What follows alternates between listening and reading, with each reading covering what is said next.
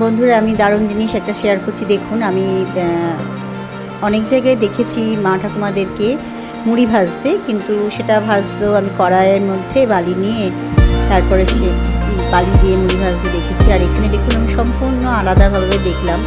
এটা আমার জীবনে প্রথম এরকমভাবে দেখলাম যে মুড়ি ভাজা হয়। কি দারুণভাবে দেখুন, সত্যি কত পদ্ধতি, কত রকম, কত কিছু বেরিয়ে গেছে।